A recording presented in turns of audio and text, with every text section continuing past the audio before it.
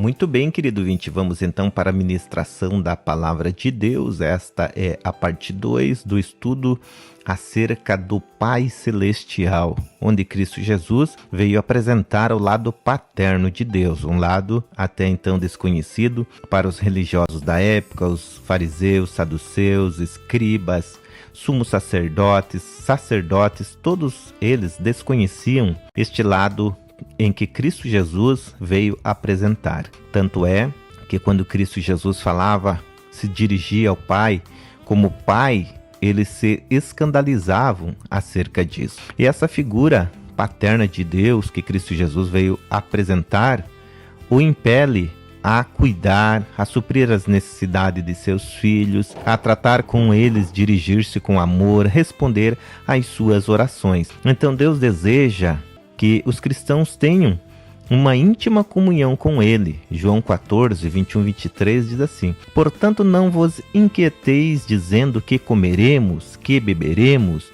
ou com que nos vestiremos. Aquele que tem os meus mandamentos e os guarda, esse é o que me ama.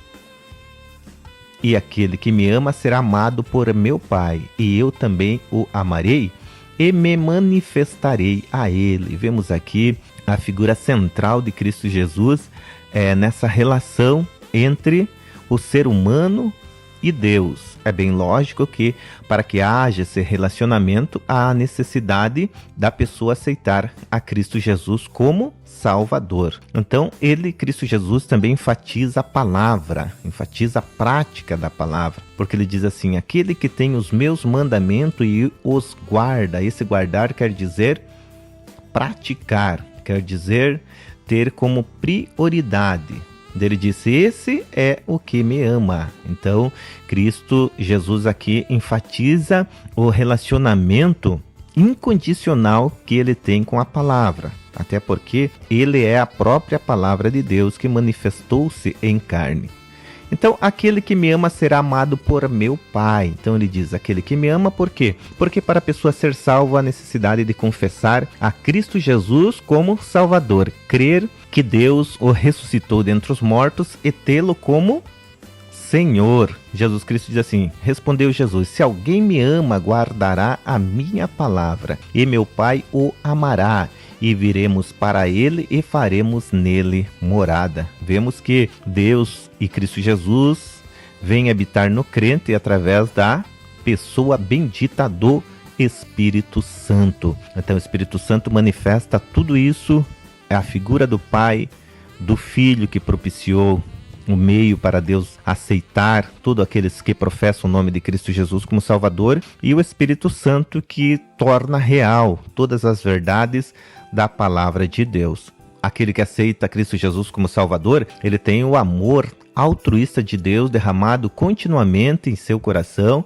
e Deus, devido a essa comunicação do amor, é para que a fé daquele que crê opere, e Deus, que é amor, através da prática do amor na vida de seus discípulos, Deus opere toda a obra prometida pela palavra dele. Romanos 5,5 diz assim: ora, a esperança não confunde, porque o amor de Deus é derramado em nosso coração pelo Espírito Santo que nos foi outorgado. No original, porque o amor de Deus é porque o ágape de Deus é derramado em nosso coração. Então nós vemos que o ser humano precisa de um tratamento contínuo da parte de Deus, que este amor de Deus é ato contínuo, é derramado continuamente. Por isso a necessidade de uma comunhão cotidiana com Deus, uma comunhão continuada, não de forma esporádica.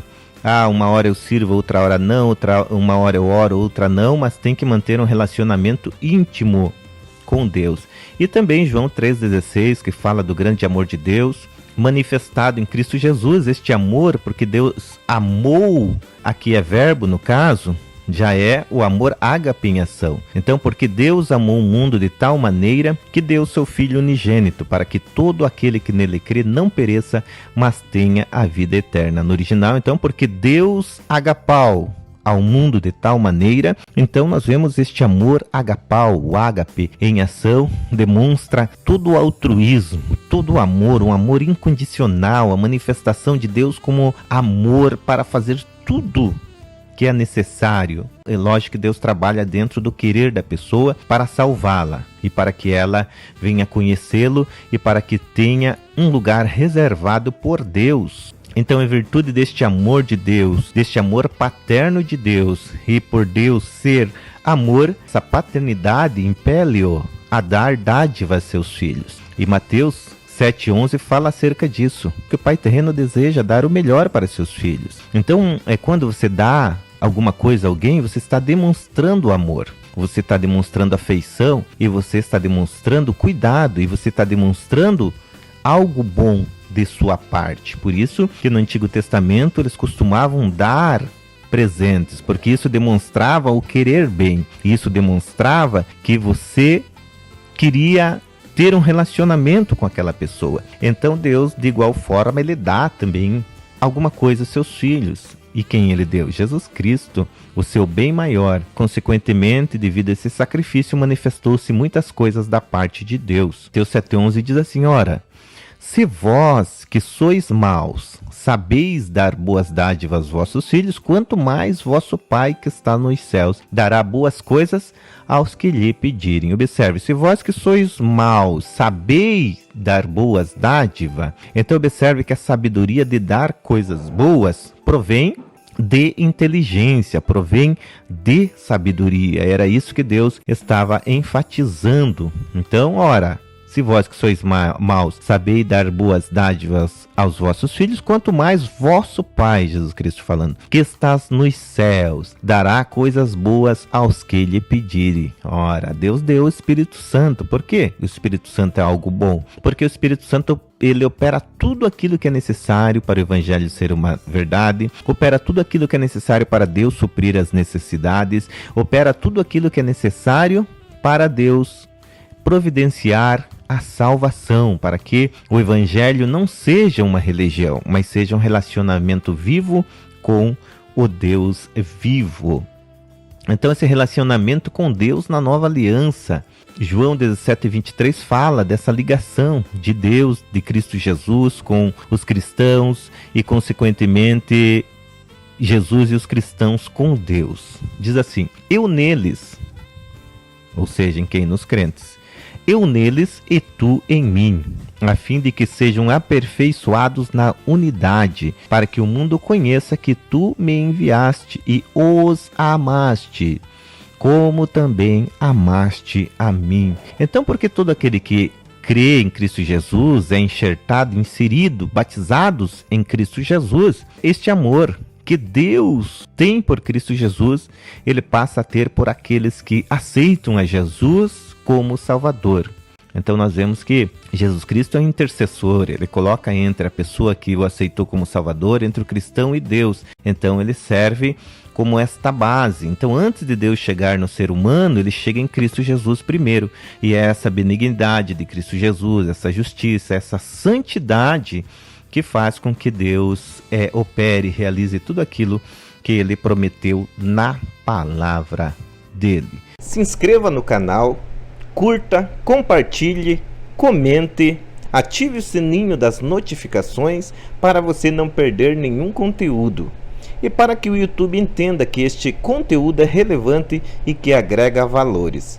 Procedendo assim, você nos ajudará a continuar produzindo conteúdo como este para ajudar mais pessoas que estão interessadas em crescer e alcançar seus objetivos. Jesus Cristo veio trazer este amor de Deus que nunca abandona. Cristo veio revelar este amor altruísta, não como o amor egoísta, humano, que abandona, que deixa de lado. Porque Deus jamais abandona, Deus sempre está com aqueles que ama. Cristo Jesus falou acerca disso. Ele disse assim quando ele estava prestes a morrer em prol da humanidade, em João 16:32. Ele disse assim: eis que vem a hora e é chegada em que sereis dispersos, cada um para a sua casa, e me deixareis só. Contudo, não estou só, porque o Pai está comigo. Vemos então que o Pai jamais abandonou Jesus Cristo, mas sempre esteve com ele, livrando, guardando, protegendo e iluminando. Sabemos que nas aflições os maiores amigos abandonam, até parentes abandonam, mas Deus jamais faz isso. Estas coisas vos tenho dito para que tenhais paz em mim. No mundo passais por aflições. Aqui ele está falando de abandono, de rejeição, incompreensões, de tantas coisas. E diz assim, mas tende bom ânimo, eu venci o mundo. Então esse cuidado do Pai se manifesta na nova aliança através de confiarmos neste Deus. Baseados em todas essas promessas de Deus, começar a lançar sobre ele toda a nossa ansiedade. O cristão deve lançar sobre Deus toda a sua ansiedade. 1 Pedro 5,7 está expressando este amor de Deus, o cuidado de Deus, e para que seus filhos confiem nele e pratiquem os ensinamentos bíblicos. Dessa forma, lançando sobre ele as ansiedades, permitirão que Deus opere aquilo que ele diz na palavra dele. Diz assim, lançando sobre ele toda a vossa ansiedade, porque ele tem cuidado de vós. Então, se Deus cuida, se ele provê os meios para suprir as necessidades, ele manda lançar toda a ansiedade, não apenas parte, mas toda, não ficar com nada, é porque ele tem cuidado. Então, se lançar é tempo presente, está? No tempo verbal presente, então, é algo que deve ser feito continuamente, porque as aflições, as dificuldades, os problemas, elas vêm continuamente. Por quê? Porque você está vivendo o problema, você está vendo o problema, você está ouvindo acerca do problema, e por isso que ele continuamente vem até você, e você continuamente lança até o seu Pai Celestial, lançando sobre ele, confiando que ele supre, que ele cuida e que ele vai te livrar continuamente. Então fica aí esse estudo, querido ouvinte, acerca do seu Pai Celestial, porque é necessário conhecer Deus como Pai para poder usufruir da plenitude dos benefícios que ele providenciou através de Cristo Jesus. Deus abençoe poderosamente em nome de Jesus Cristo.